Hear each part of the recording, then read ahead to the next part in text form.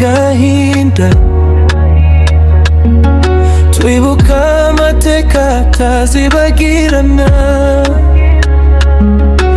abatubarishwe bazira uko bavutse,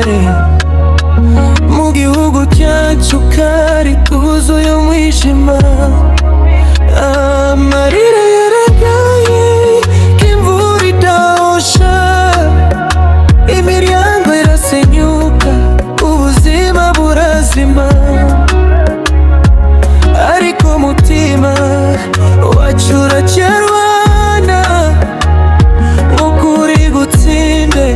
ubumwe bugaruke,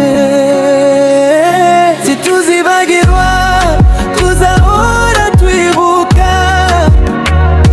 amateka mabi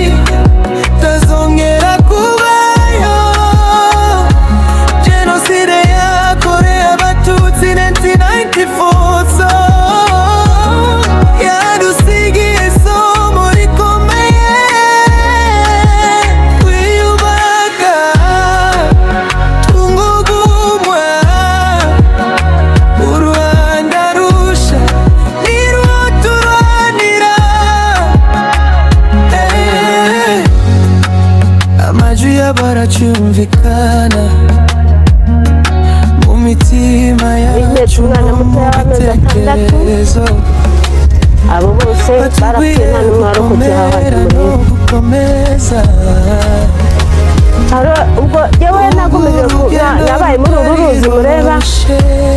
ndubamo ndayanywa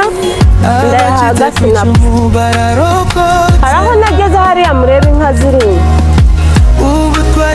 umubyeyi wari undi iruhande bari bamumanuye bamwambitse ubusa agenda afite amabere mu gituza, yangiye mu muhanda yambwira ati umwana yagupfiriyemo reka mujishure, anyereka uburyo ki ndwana n'amazi, ubwo umubyeyi yakomeje kunyereka uko ndwana n'amazi, nabamo mazi ndayanywa ndayahaga,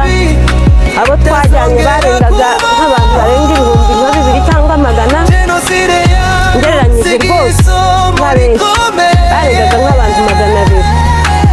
bari benshi cyane, ariko nkurikije abo nasanze bamaze kurohama, urabona aho baturoheraga ni muri kiriya kigobe cyo haruguru, ntabwo ari aho.